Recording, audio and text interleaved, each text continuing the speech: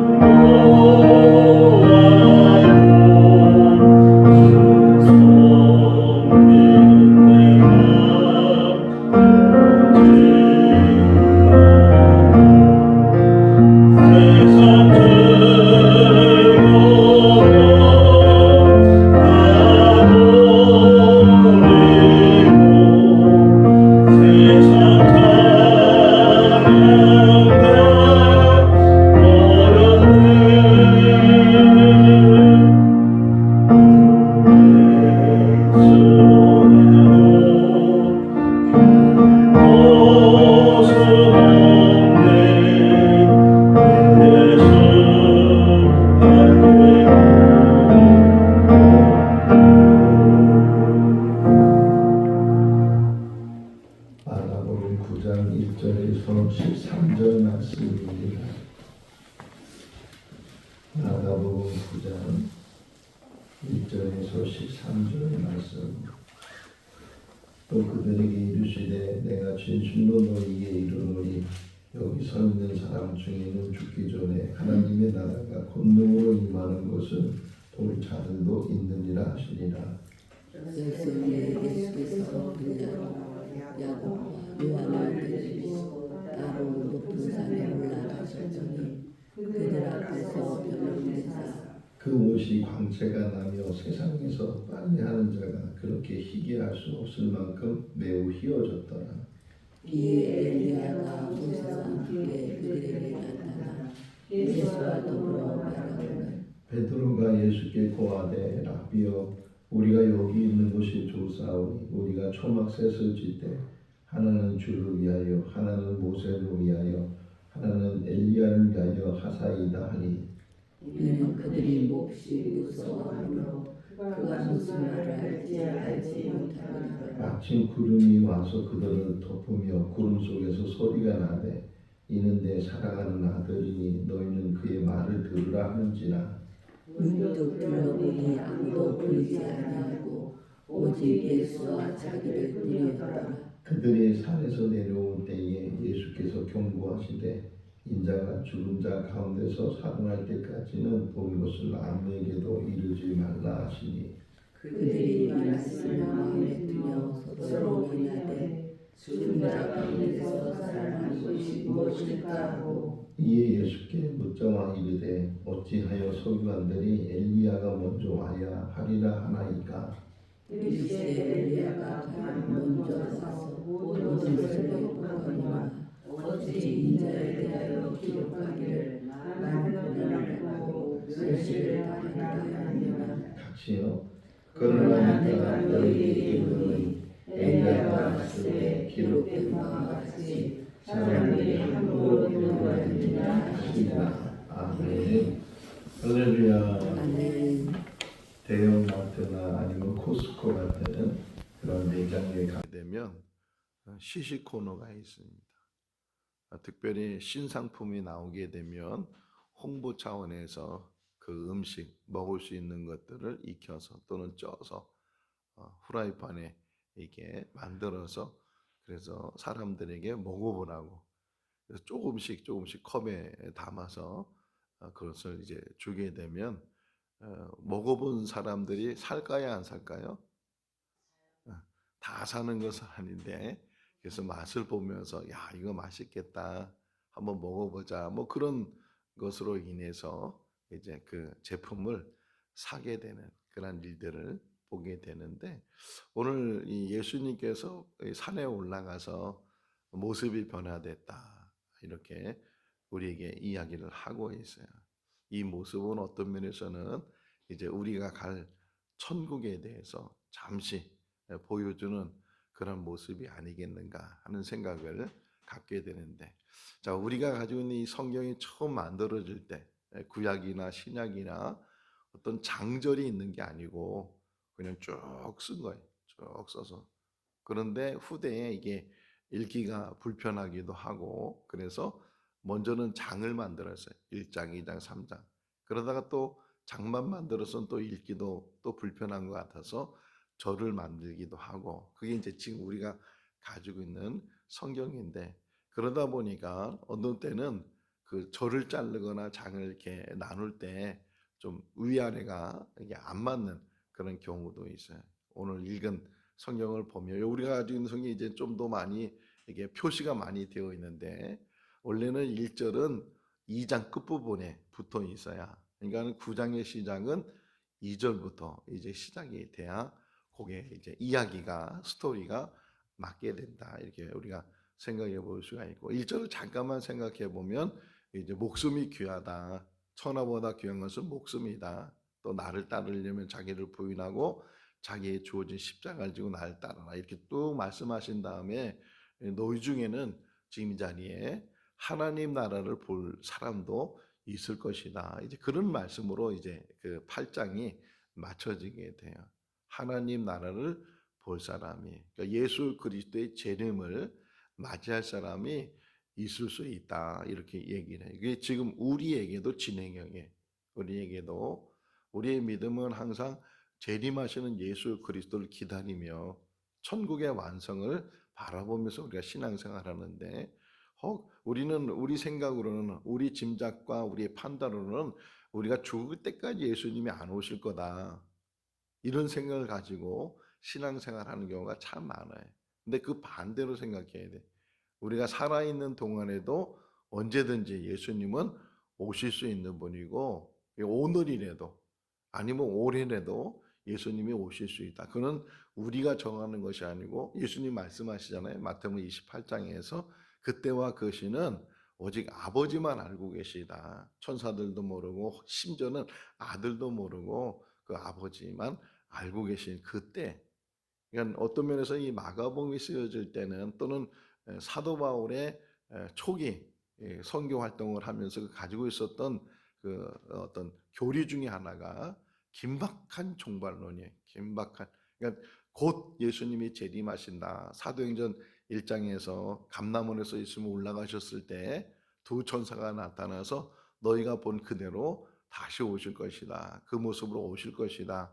이렇게 말씀하고 있는 것처럼 다시 오실 예수 그리스도, 교회가 시작되면서 또 복음이 전해지면서 특별히 십자가, 부활, 승천, 그리고 맨 마지막 마무리가 예수의 재림, 재림으로 그 모든 것들이 이제 완성이 되게 된다. 하나님 나라도 완성이 되게 된다. 1절의 이 말씀을 우리가 묵상할 때 마가가 말하기를 지금 그 복음서를 쓰면서 너희 중에 하나님 나라를 볼 자가, 아니 근데 안 왔잖아, 안 오셨잖아, 이렇게 할 수 있는데 이게 진행형이에요. 진행형. 우리 때, 그때의 제자들 때나 아니면 뭐 계속 세월이 흘러서 뭐 중세나 근대나 현대나 그 모든 것들이 좀 진행형 돼 있는데 우리 때에 주님이 오실 수도 있다. 할렐루야. 항상 우리는 마라나타, 주여 어서 오시옵소서, 그 믿음을 가지고 하루하루를, 종말론에 대해서 제가 공부했는데 그 종말은 이 교수님이 딱 첫 시간에 그래요. 종말은 두 가지 종말이 있다. 하나는 세상의 종말이고 또 하나는 개인의 종말이다.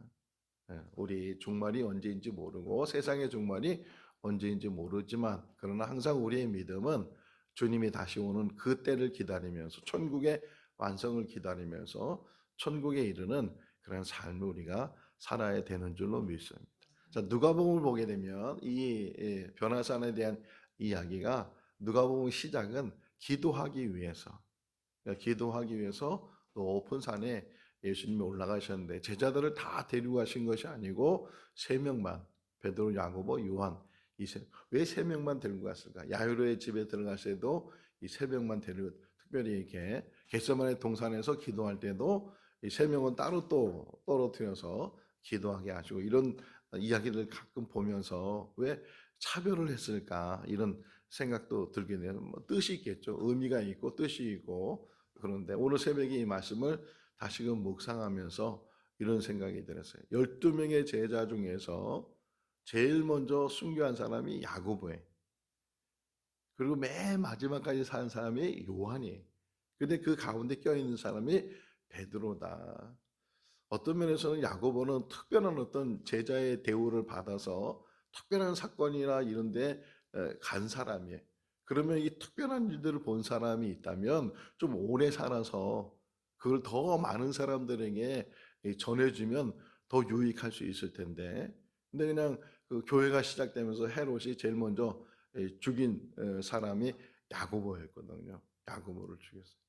예수를 믿는다고 해서 뭐 장수하거나 뭐 재벌이 되거나 그런 게 아니고, 때로는 열심히 믿는데 일찍 세상을 떠나는 경우도 있잖아요.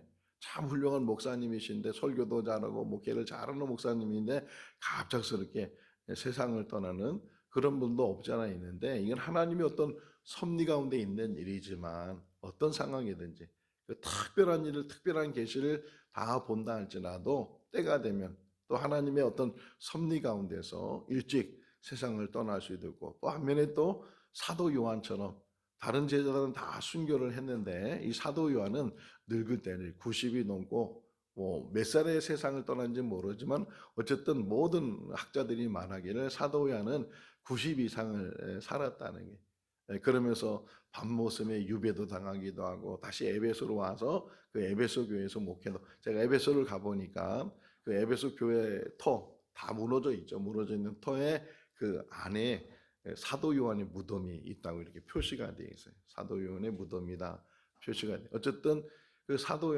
요한은 늦게까지 이렇게 오랫동안 살면서 복음서도 쓰고 또 요한 1, 2, 3서, 또 특별히 그가 요한 계시록을 썼어요.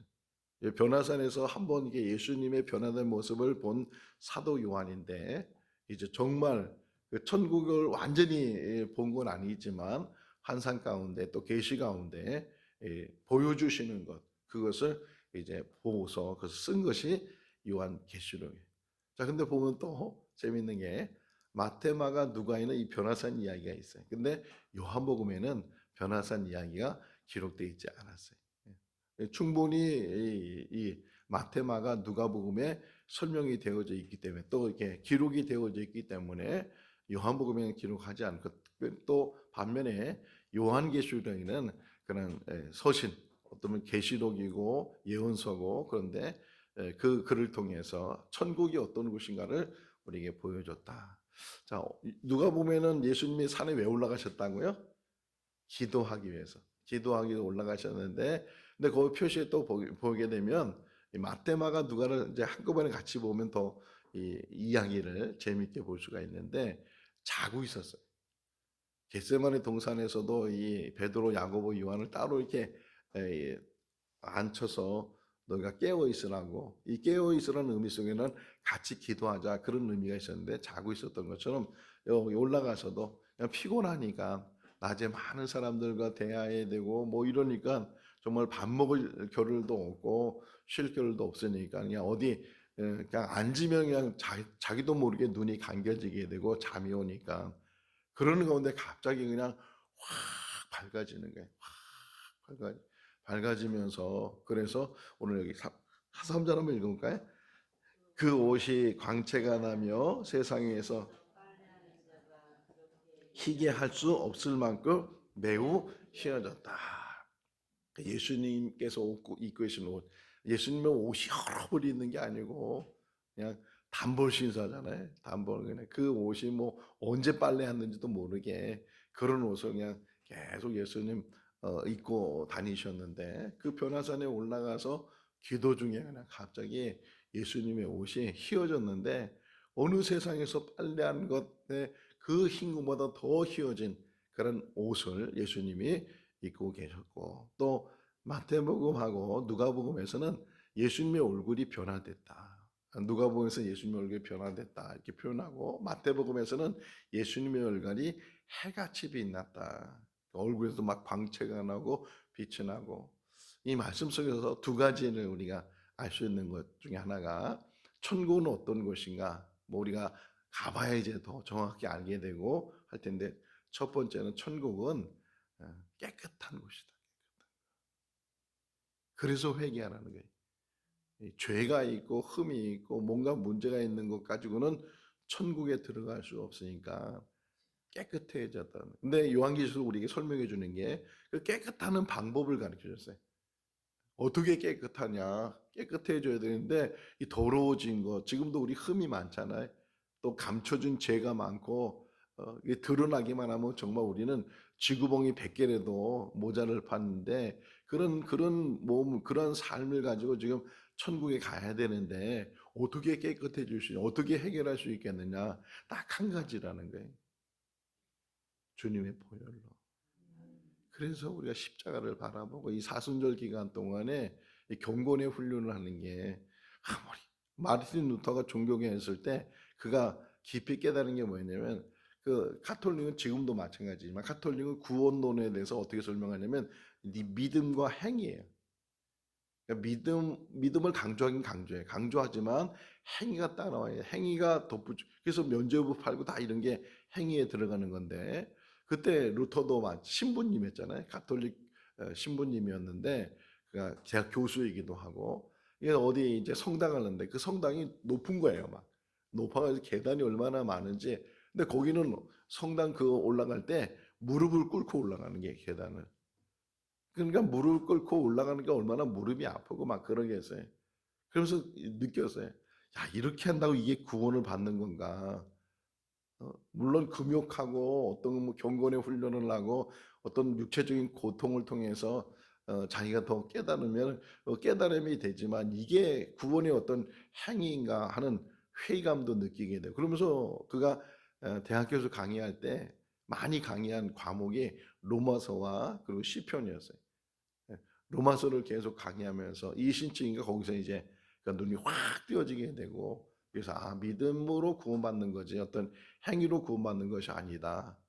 그래서 이제 그 종교 개혁이 시작이 되기도 하고, 그랬는데 행위로서 우리가 어떻게 의로운 사람이 될 수 있는가?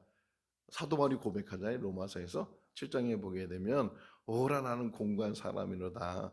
내 마음은 선을 행하고 선을 행하기를 원하지만 내 행위 속에서 나타나는 것은 악하다는 거예요. 이 사망의 음침한 골조에서 나를 건져줄 사람이 누가 있겠느냐. 내 스스로는 이 사망에서 건짐을 받을 수 없다. 근데 예수님께서 사도 요한에게 가르쳐 주는 게 나오잖아요. 주님의 보혈로 세탁을 하면 그 옷이 깨끗해진다는 거예요. 할렐루야.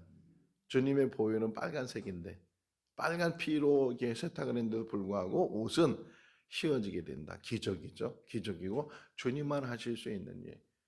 2000년 전에 갈보리 언덕에서 흘리신 그 보혈이 온 인류의 죄를 다 덮은 줄로 믿습니다. 우리의 죄까지도 다 덮어주시고 그래서 우리가 할 수 있는 일은 뭐냐면 두 가지예요.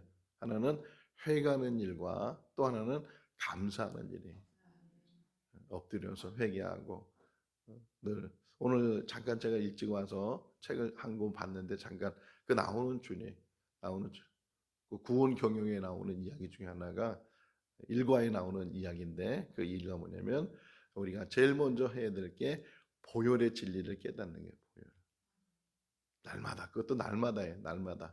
날마다 주님의 보혈을 통해서 우리 죄가 씻음 받고 새로워지고 그것이 거듭난 삶의 시작이 돼야 된다. 이렇게 우리에게 이야기를 하고 있어요. 자, 변화산 얘기를 다시 돌아가서 어쨌든 주님이 갑자기 변했는데 그 옷이 얼마나 깨끗한지 세상의 그 어떤 것하고도 비교되지 않는 그런 깨끗함이 있었고 또 주님의 얼굴이 해같이 빛나게 되고 계시록에서도 이제는 태양도 달도 불필요하다는 거예요. 왜? 주님이 하나님이 빛이시기 때문에 어린 양이 등불이 되기 때문에 그 다른 어떤 빛을 비추는 그런 것이 없어도 된다 이렇게 표현하고 있는 거죠. 그렇게 확 빛났다니. 근데 거기서 끝나는 것이 아니고 갑자기 또 두 사람이 등장을 해. 오늘 여기 마가복음에서는 엘리야와 그리고 모세가 등장을 하고 또 마태 누가는 모세와 엘리야가 아니고 두 사람이에요. 그러니까 또 두 사람이 등장. 오늘 잠깐 제가 인터넷 들어가서 보니까 그림을 좀 봤는데 그림을 보니까 주님이 갑자기 하얀 옷으로 다 입으시고 좀 떠 있어요. 공중에 떠 있고 그다음에 두 사람이 옆에 있는 거예요. 한 사람은 십계명을 들고 있는 사람 누구겠어요? 모세겠죠. 모세의 모습이 딱 있고 또 한 사람은 선지자 같은 옷을 입고 서 있는 누구겠어요? 엘리야. 모세와 엘리야가 두 사람. 뭐 구약에는 더 많은 사람들 아브라함도 있고 심지어는 아담도 있고 다 많은 사람이 있는데 특별히 상징적이고 대표적이 있잖아요. 모세는 율법을 쓴 사람, 율법서를 쓴 사람이고 엘리야는 선지자 중에 대표적인 그런 선지자. 다시 말하면 구약의 대표적인 두 인물이 등장을 하고 또 신약의 중심이 되시는 아니 더 나아가서는 성경의 중심이 되시는 예수 그리스도 이 세 사람이 이제 만나게 되는 그런 모습을 너무 그것이 황홀하다는 거예요. 그래서 베드로가 이제 보면 베드로가 얼떨결에 말해. 자기가 무슨 말을 한지도 잘 모르고 얼떨결에 말하기를 여기가 좋사오니 여기에 초막셋을 지읍시다. 하나는 주님을 위해서 또 하나는 모세를 위해서 또 하나는 엘리언에서 초막 세 개를 짓고 여기 살자는 거예요. 여기서 삽시다. 이러는데. 근데 거기는 천국이 아니에요. 천국은 따로 있는 줄로 믿습니다. 그냥 너무 황홀했다는 게 너무 황홀하고 너무 좋고 너무 기쁘니까 어떤 분은 이제 기도원에 가서 기도를 많이 하는 분이 계시는데 기도원에 가면 너무 좋대. 걱정, 근심이 다 없어지게 되고 뭐 기도만 하고 정말 뭐 하는데 그냥 거기 주는 죽 먹고 그런데도 뭐 죽 먹는 것도 뭐 아무 상관이 없고 너무 행복하다는 게. 근데 기도원도 천국은 아니잖아요. 천국은 따로 있는 줄로 믿습니다. 여기가 아무리 우리 생거진정교회가 행복하고 여기가 천국 같다도 여기 천국이 아니에요. 다 모형이고 천국은 따로 하나님께서 예비하신 그런 나라이고 또 분명히 도래할 분명히 우리 세상에 오게 될 그런 천국이 있는 줄로 믿습니다. 여기서 초막 세계를 집시다. 그래서 그들이 두렵고 떨리는 마음에 고개도 들지 못하고 이제 그러는 상황에서 이제 갑작스럽게 예수님께서 머리를 들으라는 거예요. 쳐다보라는 거예요. 근데 너무 두렵고 뭐 너무 밝고 너무 깨끗하고 그런 상황에서 그들이 감히 얼굴도 들지 못했는데, 예, 우리 요한복음 8장을 보면 가늠한 여인 이야기 나오잖아요. 사람들이 돌로 치려고 막 양손에 돌을 들고 왔을 때 죄 없는 자가 먼저 치라 그러니까 다 도망갔어요. 그때 주님께서 그 여인에게 누가 있느냐, 정말 자기는 죽을 줄 알고 돌에 맞아 이제 죽는다고 생각했는데 너무 조용하니까 눈을 떠보니까 아무도 없습니다. 주님께서 나도 너를 정죄하지 않을 테 다시는 죄를 짓지 말라. 예수님만 계셨잖아요. 그 모습에 지금 엘리야도 있고 모세도 있고 이걸 분명히 제자들이 봤는데 너무 황홀한 그런 상황에서 눈을 다시 떠보니까 뭐라고 해요? 여기 8절 읽어볼까요? 문득 둘러보니 아무도 보이지 아니하고 자기들 뿐이었더라. 아멘, 할렐루야. 오직 예수. 어제도 설명했지만 우리 신앙은 오직 예수예요. 오직 예수. 우리 안에 오직 예수님. 예수님 안에만 우리가 거하게 되고, 예수님이에요. 예수님. 남편도 좋고 아내도 좋고 자식도 좋고 뭐 교인도 좋고 뭐 직장 동료 다 좋은데 그 가운데 가장 우리가 사랑해야 되고 가장 우리가 마음에 연민하고 품고 있어야 될 한 사람이 있다면 예수님이에요. 신부님이나 수녀님들 결혼하지 않는 이유 중에 하나가 예수님과 결혼했기 때문에, 예수님만 사랑한다고 다짐했기 때문에. 그래서 수녀님 얘기 잠깐 했잖아요. 수녀님 서약식 할 때 맨 마지막에 반지를 끼워주는 거예요. 그 결혼 반지. 누구하고?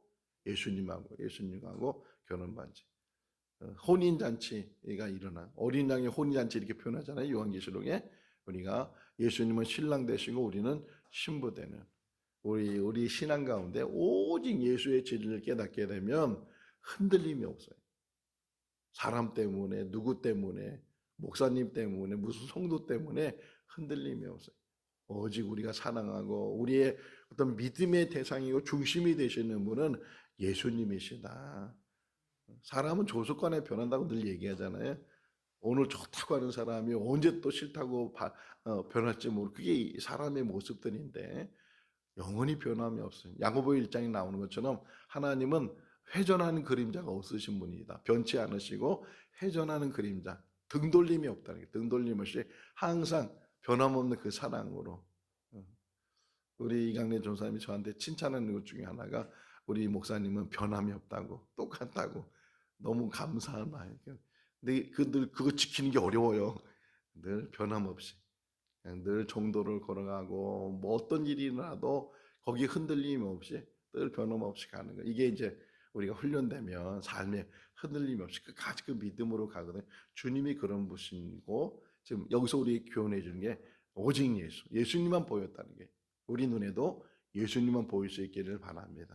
다 그냥 품는 거예요. 나머지는 다 품는 것이고 오직 예수만 보이는 거예요. 자, 어쨌든 거기 머물러 있는 게 아니에요. 내려와요. 근데 지금 밑에는요, 막 사건이 일어났어. 내일 새벽에 이제 다시 볼 말씀이지만, 막 사건이 어린아이를 데리고 와서 막 교추달로 묶어치고 막 그런 일들이 막 시끄러운 일들이 일어났는데, 어쨌든 위에는 그냥 막 환상을 보고, 그 예수님의 변화된 모습을 보고 막 그랬는데, 주님은 내려가자는 거예요. 내려가서. 근데 경고했다는 말이잖아요. 경고하면서 이 이야기, 이 너희가 본 것을 내가 다시 살아날 때까지는 아무에게도 말하지 마라. 미리 좀 한번 보여주셨는데 이걸 잠깐만 이야기하고 그러다 보면 정말 예수님이 이 땅에 와서 해야 될 일에 장애가 되거나 그것 때문에 못하게 되면 안 되니까, 이 정말 십자가의 죽으시면 이 한 사건을 위해서 수천 년의 어떤 준비와 진행 상황 속에서 이 일이 지금 구원의 역사를 이뤄가는데 마지막이 참 어렵잖아요. 마지막에 그 한 번의 실수나 한 번의 문제 때문에 그것이 무너져 버리면 수천 년 계획했던 하나님의 계획이 무너지게 되니까 항상 경고하는 거예요.